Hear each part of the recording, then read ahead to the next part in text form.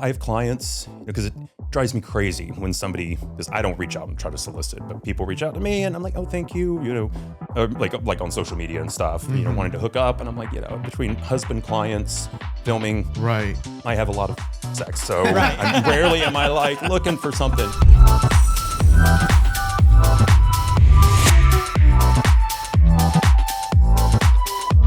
The views and opinions expressed by our guests are their own and do not reflect the views, positions, or endorsements of the Skittle Squad Podcast or its hosts. Thank you so much for watching. Please subscribe to our YouTube channel and follow us on all of our socials. So you might be confused because we are just getting started, but I always say that at the end of every episode. And we're going to kick it off with a thank you for subscribing. Thank you for following and watching us on all of our socials, because it really does make a difference. Thanks for watching. So welcome to a new episode of the Skittle Squad Podcast. I'm your host, David Smith, and I'm with my co-host. I'm Paul Pfeiffer. Hi, Paul. How are you? I'm good. How are you? Good. Awesome. So I love your t-shirt today. Yeah. Chance of sarcasm. What's the chance of sarcasm? We've got 94% to 100%. Yeah. And I'm going to just say maybe it's always 100. It's always 100%. So who's more sarcastic, you or I? Me. Oh my gosh, really? I am shocked by this. No, seriously, you are more sarcastic than I am. Yeah, right. For sure. It's not me. It's you. Right. It's isn't that a song? Yeah. Oh my God. Maybe you're the problem. Yeah, it's me. I'm the problem. So yeah, sarcasm. It's just, I just embed it into my personality. Yeah. It's just one of the things I like about you. Yeah, I can be a little sarcastic. People can really love me or really hate me. Well, yeah. So we don't get too political on this show. No. But something recently happened here in the state of Florida that's impacting a lot of the cities. And I think it's definitely something that we want to chat about today. And it's about the Progressive Pride mural removal. Now, specifically, I'm talking about the one in St. Pete, but it really is impacting all of the cities like Key West, Orlando, all of the cities that have these murals that are painted on the crosswalks. Yeah. So what are your thoughts about that? I have several thoughts on this topic. And I'm going to get on a soapbox for a little bit. So do you remember the first time Taco Tits got put into office? And we were constantly bombarded with, you're such snowflakes, blah, blah, blah, blah, blah. I feel like there's some projection going on there, because you could be offended or triggered by a rainbow crosswalk or Cracker Barrel changing their logo. There are more things to worry about in this state. And I'm talking directly to you, Governor, about high prices in housing, insurance, everything else. And you're worried about painting over a crosswalk. And not only that, you did it in the middle of the night. Well, you're referencing the Pulse. The Pulse Memorial, right, in Orlando. You did it in the middle of the night so that no one knew it was happening. Right. And, oh, by the way, it's a part of the Pulse Memorial, right, which makes it even more diabolical. Yeah, it is. So I am happy to see that Key West and some other small cities are fighting this.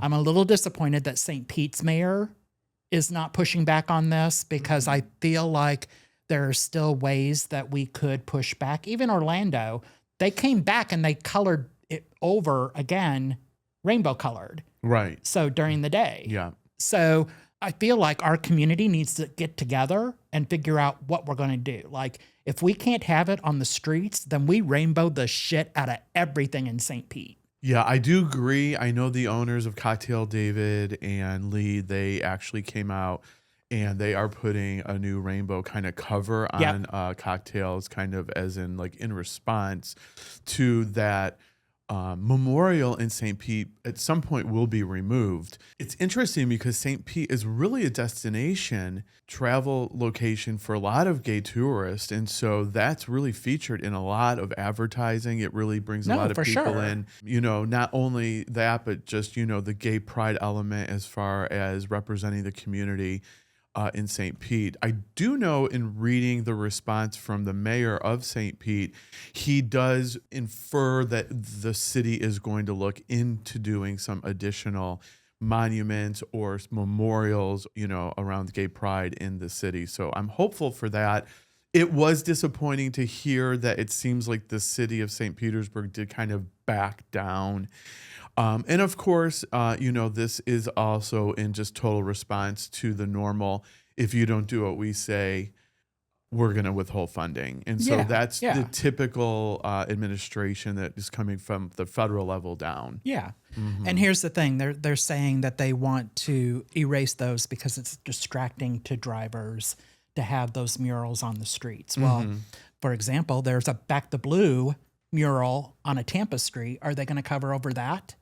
So, I'm just, this whole thing is so stupid to me because, you can try and erase our community as much as you possibly want, but we're still going to be here. Well, it goes back to, we had an episode with Jason Fields a while back, and it's really, he was saying it's all about just being loud and being proud. And so I think as time continues on, we really need to continue to do that even louder than we normally would. Yeah. Yeah, and advocate for the community. It's really, really alarming. History is being rewritten by this current administration. For sure. Recently they have gone into the Smithsonian and they are wiping out things that don't resonate with Project 2025. So right. I don't want to get more political, but yeah, it's definitely something that we have to be loud, be proud, and represent. Yeah, and I just want to also say it's not just the LGBTQ community. They're erasing Black Lives Matter murals as well. So it affects a bunch of minorities groups within the area. So, we have to stand up, stand together, do what we can do. Obviously, if there are folks that want to come on the show and talk about this, we'll definitely extend an invitation to do that, even though we try to stay out of the political stuff as much as we possibly can. But sometimes there are situations where you just can't. You have to make your voice heard. And this is one of those situations. Yeah, this is going to be a very controversial statement I'll make here now. But, I do think we need to get ready for a Trump 2028.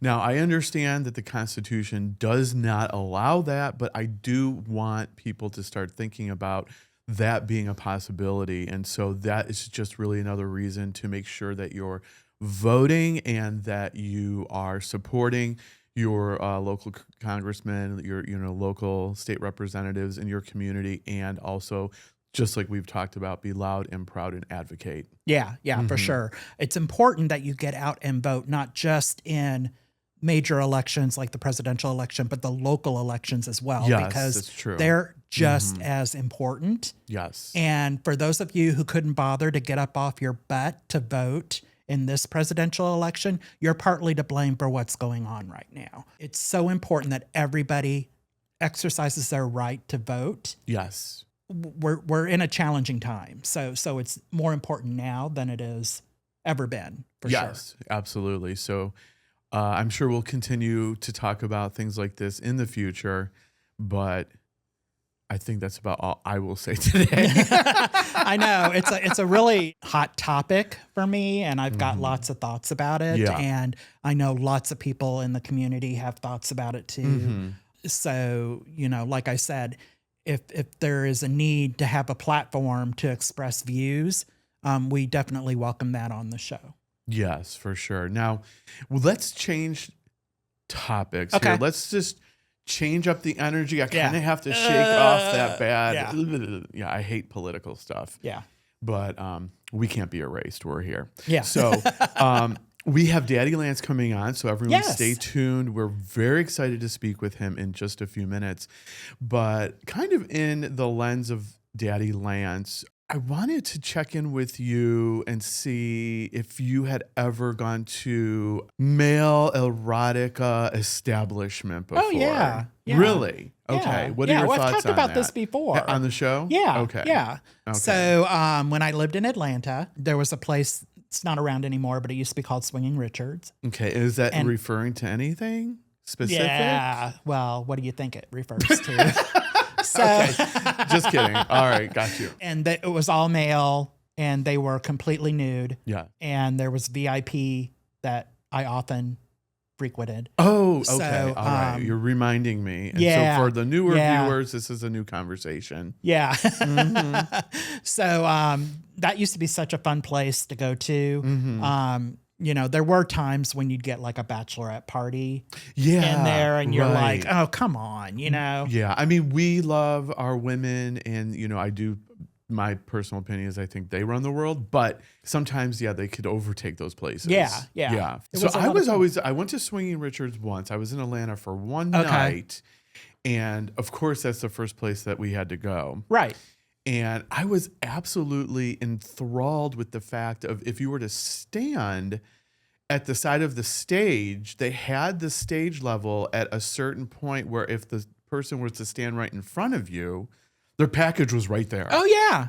Yeah. And you would be like 2-3 inches away. Yeah. Yeah. I was definitely just very impressed with how they really strategically got that measured out. And so it was perfect. And no, absolutely. I mean, and love that VIP, place. VIP you can touch. So, that's the difference. If you're willing to I shell never out. did the VIP in the Swinging Richards. Yeah. If you're willing to shell out some extra cash. Okay.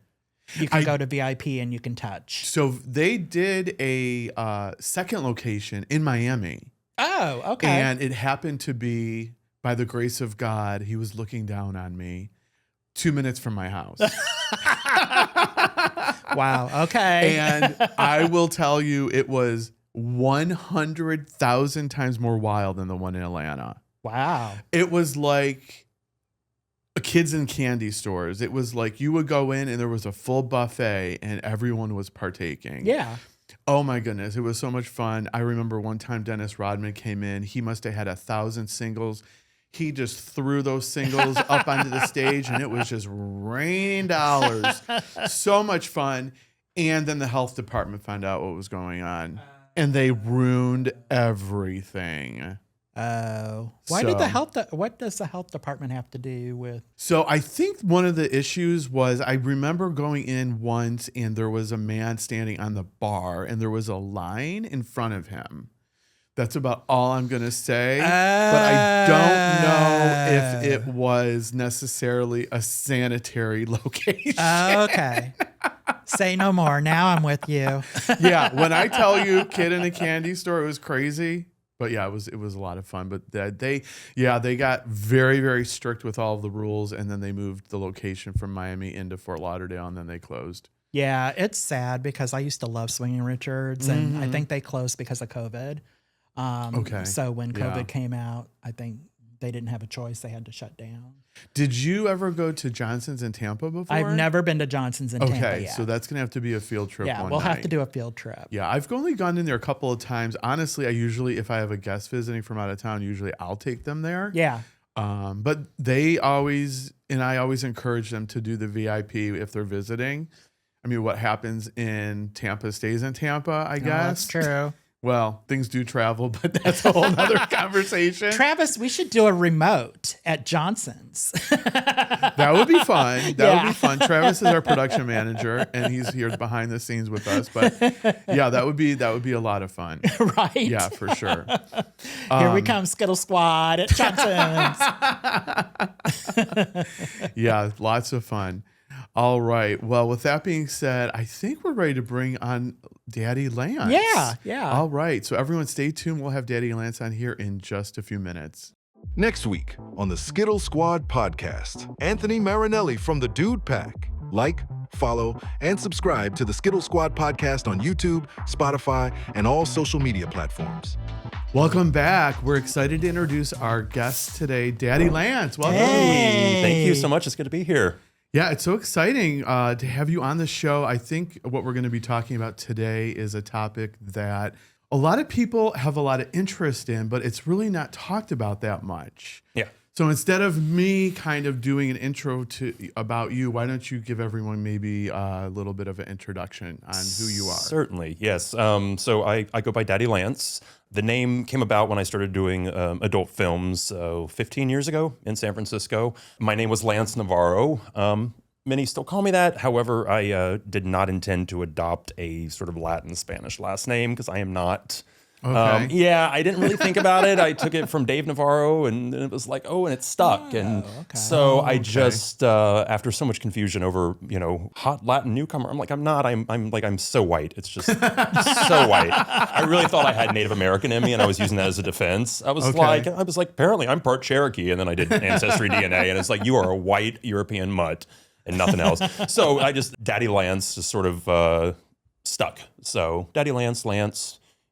But so I took that name then, did some porn, worked in retail management for a while, and then just realized, actually after going to school for massage therapy, that I could never be passionate in the retail realm, that my life wasn't going to mean anything until I was doing something that really gave me purpose and helped people. And so that began with massage therapy, and then just as an extension of that, doing erotic work just felt very natural to me, and like something that people need as well, just as much as they need, therapeutic massage therapy. People need more intimacy or eroticism than that, and so it just sort of grew and built from there. So it's been 16 years. Right. I know before we kicked off the show, we were talking about, what do people call you? Do they call you an escort, sex worker, massage therapist? What do you prefer? I mean, what do you feel like would be a good descriptive for you? Usually the first thing I'll say is I'm a sex worker. Okay. Because that's the majority of my work is somewhere in that realm. Though, of course, but I also do therapeutic massage therapy. However, I think some people judge me unfairly and think, well, he can't be good at massage if he's doing, just we can talk about that later. So I usually say sex worker, and then most of the time people are like, in terms of, and I'm like, well, I am a content creator, but for the most part, most of my sex work is working with clients. But I also, I love the term sacred intimate. And we can talk about again what that means a little bit more. Sacred whore even is one of my favorite terms. In fact, I think on my thing you asked me what pronouns I preferred, and I say he, him, whore. Yes, I did notice that. I wasn't going to bring that up until you did. But it's I seek to gain, to really sort of reclaim that word as something positive. There was a time, in ancient days where there were the sacred, whores of the temple, who were revered for their knowledge and their ability, and they were seen as spiritual kind of beings, doing, godly work. And that's how I feel about my work a lot of the time. I mean, is that it's an opportunity. You're in the most vulnerable space with a person, and in that vulnerability lies sacredness and spirituality. So that's where the sacred intimate comes into play. Yeah. Okay. So are you familiar with sacred intimate as a No, I am term? not. Okay. So it was born out of, did you ever hear about the body electric movement of the 1980s?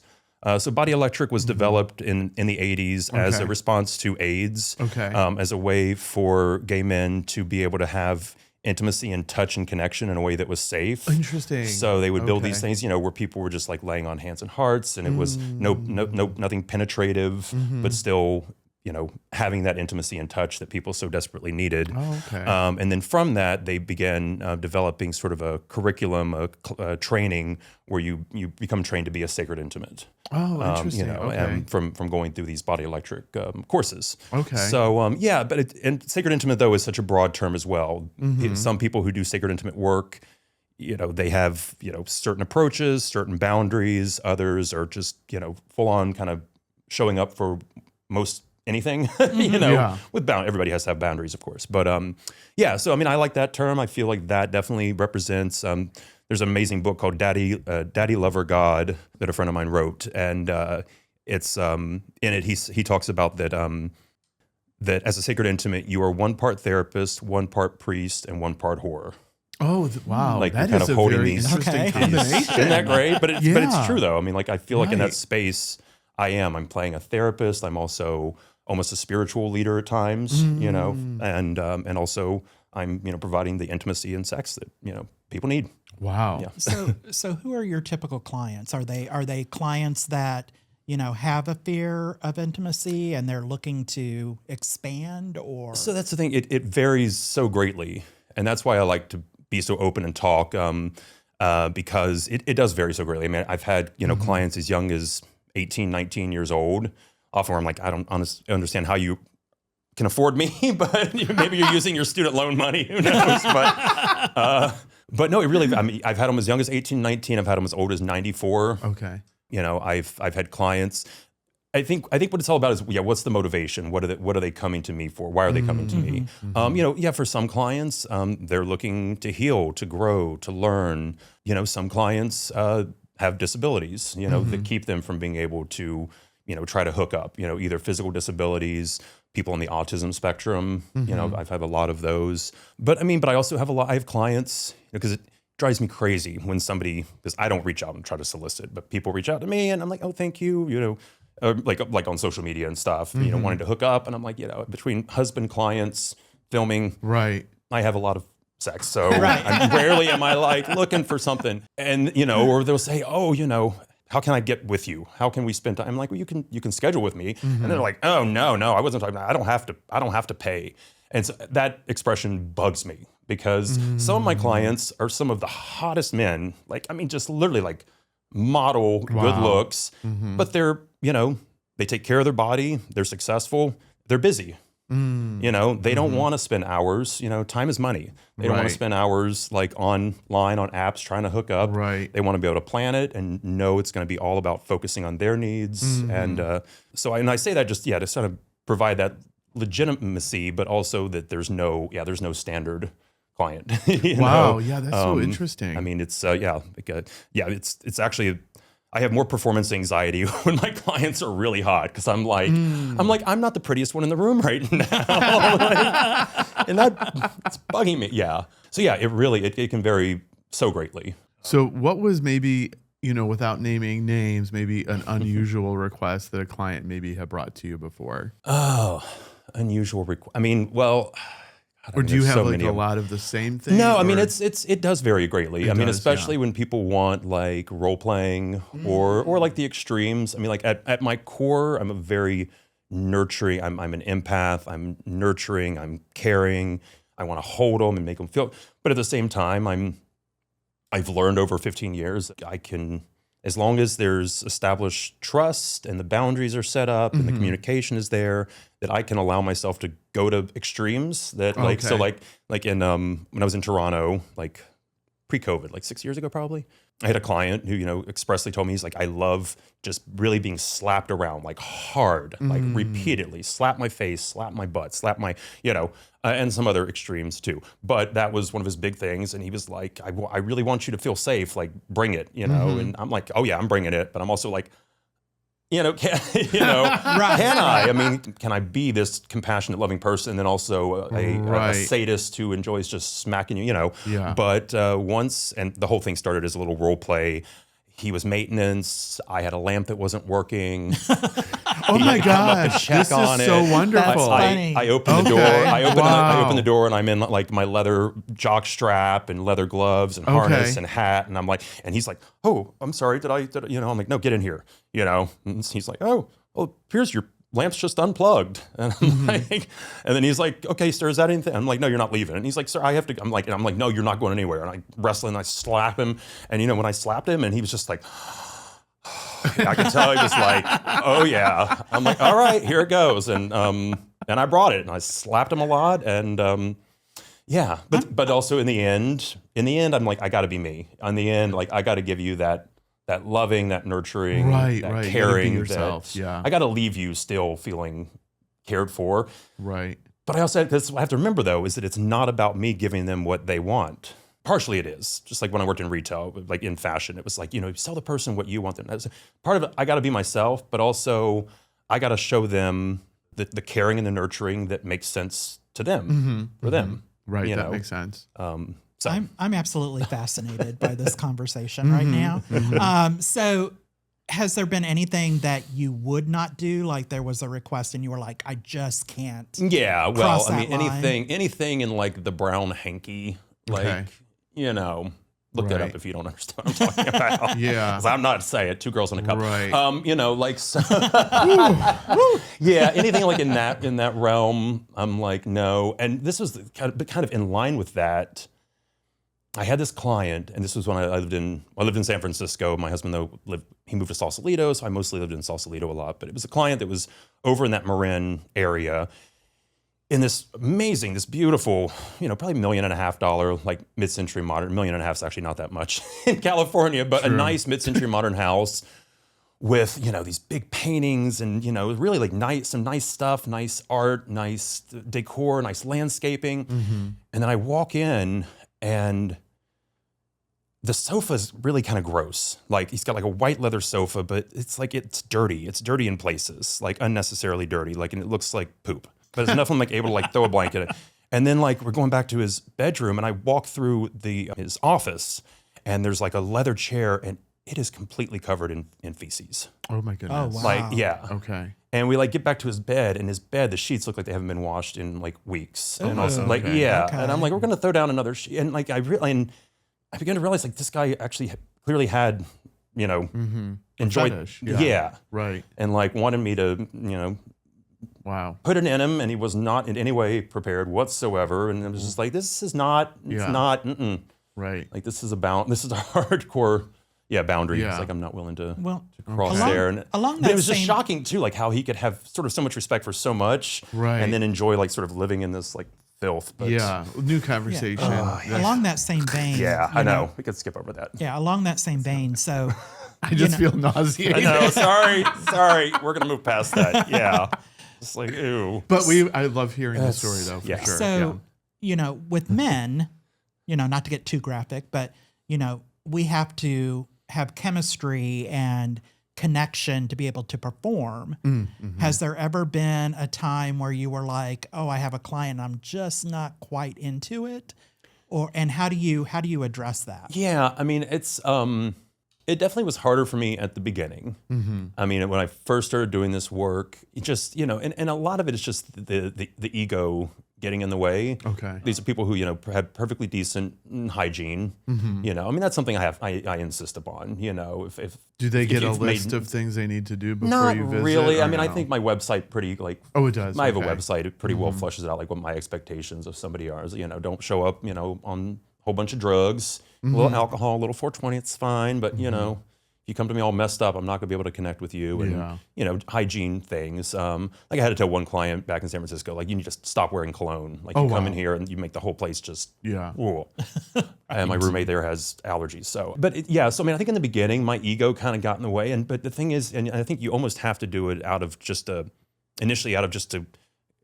kind of to be as present as you can, to start looking at the person and really focusing on the things about them that are beautiful and wonderful, and how wonderful this energy is, without being so focused on maybe that their body isn't so physically perfect or whatever have you. But the more I do the work, the more I did the work, I mean, it's just become so much easier to be able to look at somebody and just go, you're beautiful. Like I see more beauty in you than you see in yourself right now. Like, Right. because I'm seeing this side of you that's again, it's vulnerable and it's beautiful. It's like an And that energy really, transfer. and that really becomes the norm. I mean, so the only thing that I can't overlook is just a really bad, toxic, terrible energy. And I feel that right away. And so I've had a few clients where I'm like, I don't ever need to see this person again. I really hope Right. they don't even reach out to me, because like Yeah. their energy was just so toxic, so bad. And it's usually because they're often, identify as straight and hiding. So they hate and full themselves. of, full of a lot of shame, Right. regret, like feel that regret, once they're done, and they're like, they can't get out of there quick enough. It's like so Wow. sad. Yeah. I'm like, okay. lay here, let me hold you. It's like, no, that's not a level that they're, able to, Yeah, there's deal so with. many different questions I have. So maybe going into maybe just the current status in the gay community.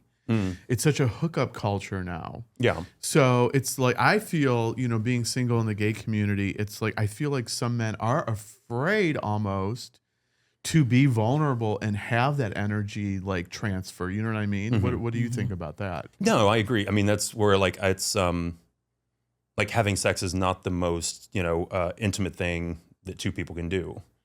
I mean, I think for some people, for example, like trying to look each other in the eyes when you're having sex. I think some people find that incredibly difficult to do, because that eye contact is so much more intimate and so much more difficult and so much more exposing who you are, than just pulling your legs back. And I mean, it is. Yeah, it is. Do you even think- my client, I had a client yesterday who, identifies as straight. Okay. And, and it's just so funny because all these times have guys like, I've never been with a guy, or I've only been with one or two guys, and I'm like preparing for this to be like a super like chill kind of session. But like every time they're like a total bottom who wants to be like every time.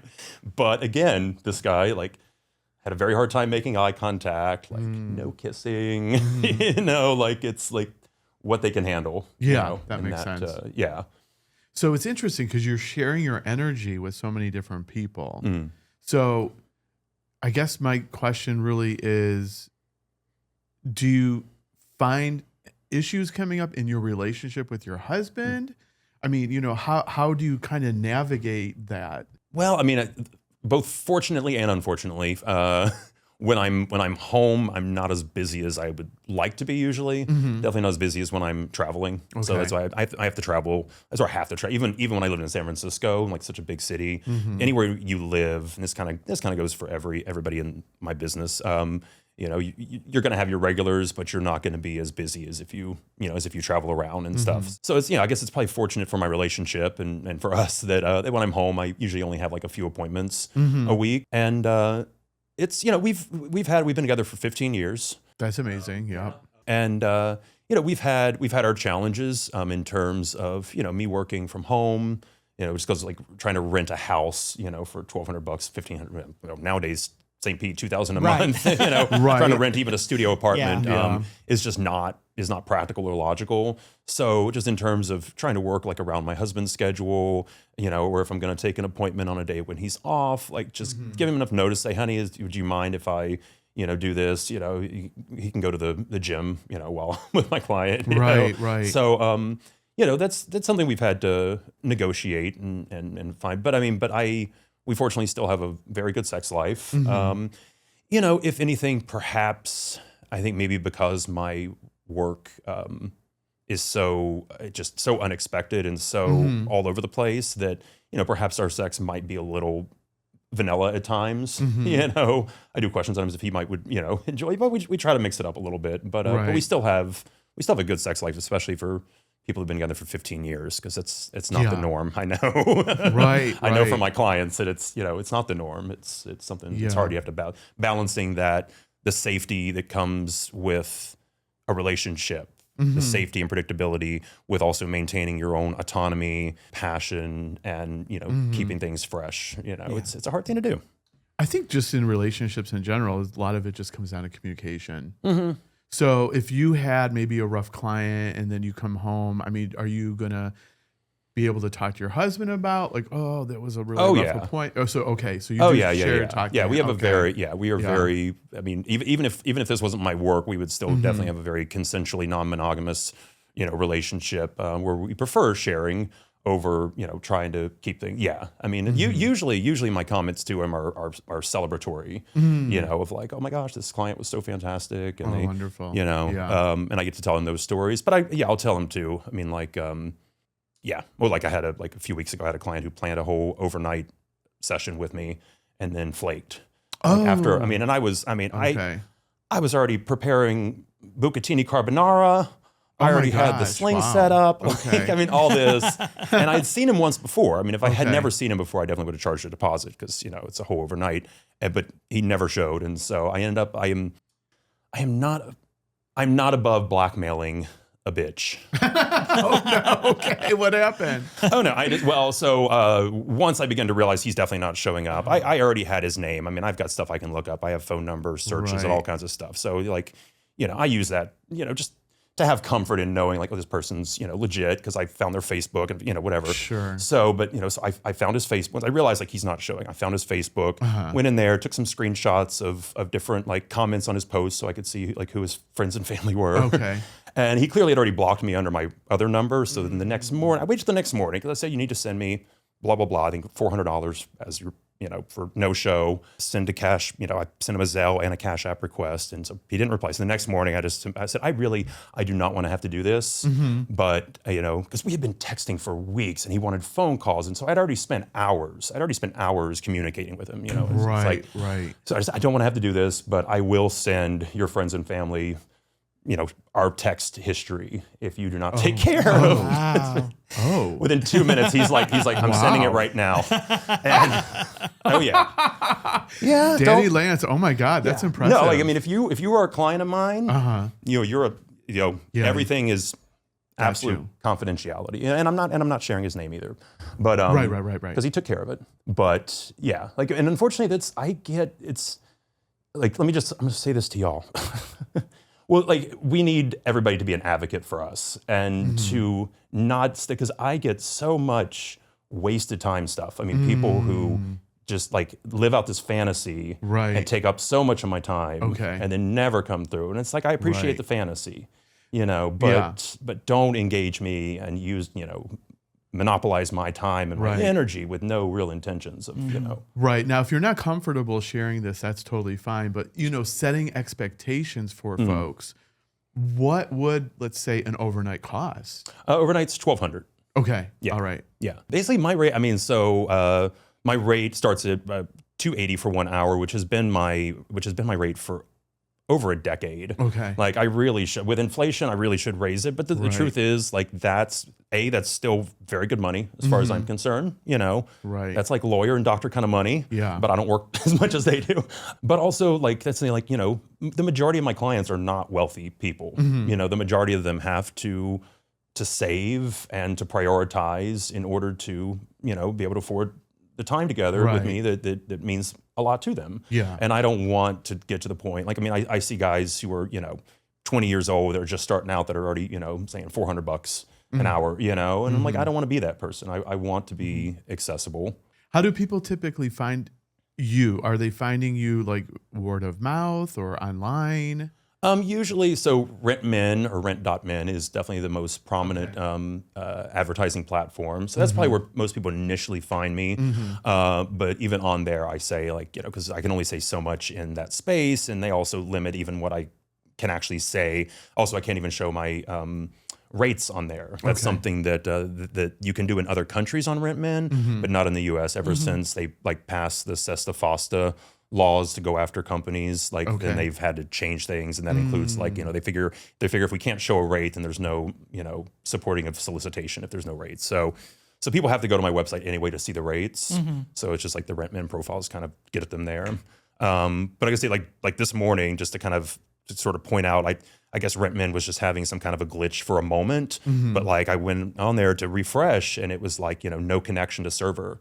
And of course, in my heart, I'm oh my God, is this another Rent Boy, where Rent Boy got shut down 10 years ago because they were operating out of New York. But in my heart, I was oh my God, is this just that feeling if they got shut down, what happens to my livelihood? Terrifying. That's the main Very platform, you know? So, So then fortunately, a few minutes later, I refreshed and it came up. I was oh, thank God. Yeah. Right. So do you have your own website?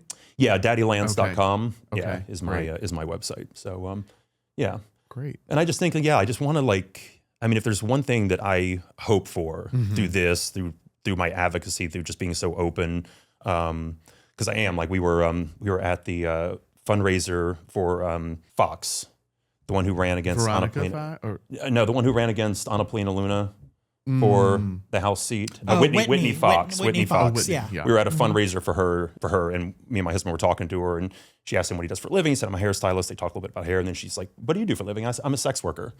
And she was like, oh, she was not judgy at all, but I was like, I'm betting you've never had anybody say that before, have you? And she's like, I have not. And, it actually got us into a great conversation about how sex work is, first of all, the prosecution of it's mainly focused on women, which is wrong, and that's why as a man, I feel like I have an obligation to speak out because I'm not who is usually being looked at and prosecuted. But I think just getting across that hiring is an absolute, and I appreciate your honesty about Swinging Richards, that, there should be no shame in paying. Right. Yeah. There should be no shame. And I love that. I have friends who I guarantee you're probably friends with who have hired me and will even recommend me. And, both in sex work and in massage therapy. Okay. It was actually just at a pool party. I was at Gay St. Pete house, and a friend was like, "Get over here and help this guy." Like, a friend of theirs was like in such pain with his back, and I just go over there and was sinking an elbow into his back to like fix him. Was he just doing the wrong position and he pulled No, his he's back just out? a super muscular dude who like works out hard and then Okay. sits at a desk for 8 hours a day and doesn't get any like body work. And so anyway, he came to me yesterday as a massage client because like I helped fix him in the pool. I was like, "You need to come see me." And so, But don't you stretch? I mean, stretching is so important, right? stretching is very important, but I mean, there's only, I do a lot of stretching. I even do a lot of self massage stuff, but there's like a lot of parts you just cannot, you just need body work. You can't hit. You just, So I know that you are returning to acting and performing.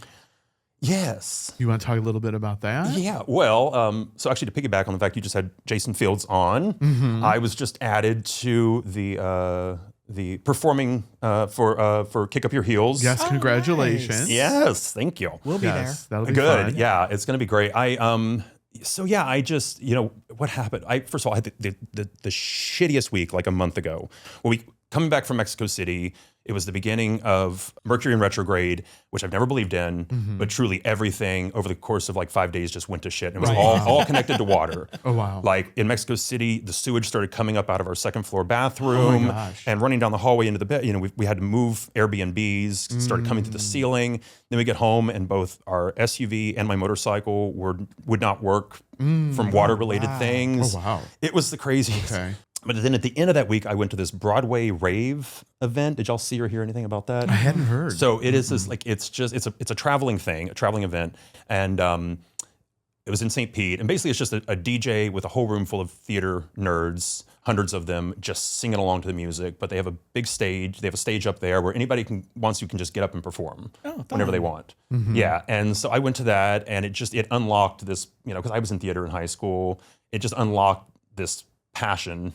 Not just because I enjoyed it, but it was also, it's like literally dozens of people came up and was like, "You were my favorite performer of the night," and I'm like, awesome. I don't do this. Like, and Yeah. there's dozens of people I talk to there that, are in shows right now and stuff. And so anyway, I was like, I think I need to get back on stage. So it's looking at like next year, trying to audition for some theater groups because they've all done their auditioning for the current season. Yeah, But, and so Kick Up Your Heels is actually Kick Up Your October Heels. 11th. Yes, October 11th. At the Wet Spot, and so this episode will come out before then. So definitely everyone should show up for that. Yeah.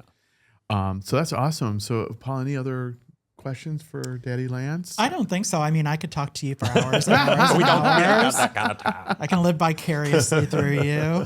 You've had some really important messages through our time talking and chatting today. But if you had one final takeaway for our audience today, what would that be? Well, as I think as I said a moment ago, just understanding that the work that I do, the work that we do, the work that sex workers do, I think people enjoy porn, but yet on other levels they can have a lot of judgment. And so I think, again, just being an advocate for sex workers, if you hear somebody, making unnecessary comments, being one to speak up and say that's not cool. And then also, again, just advocating for the fact that what we do is, is very legitimate, and that and that if you're somebody who's, in need of intimacy and touch and connection, to seek that out and to not feel ashamed about that, that it's not a luxury, that we all need to feel that. We also need to feel physical touch in some way. I mean, even if we just need to be hugged or held, Right. It's all, it's all legitimate, and just recognize it and communicate it and get what you it's need. human. Yeah. Yeah. Well, I absolutely appreciate your coming onto the show and Definitely. being vulnerable and putting yourself out there. You're going to make a real difference for everyone watching. And so thank you so much for being on today. Thank you. I hope so. Paul, any final words from you? If you would like to be a guest on the Skittle Squad podcast, or you'd like to be a sponsor of the show, you can reach us at contact@theskittlesquad.com. Yes, and again, as I mentioned at the beginning of our show, please follow us on YouTube, subscribe, follow us on our socials. We are so glad that you're listening and watching, and we will see you next time. Bye. Bye.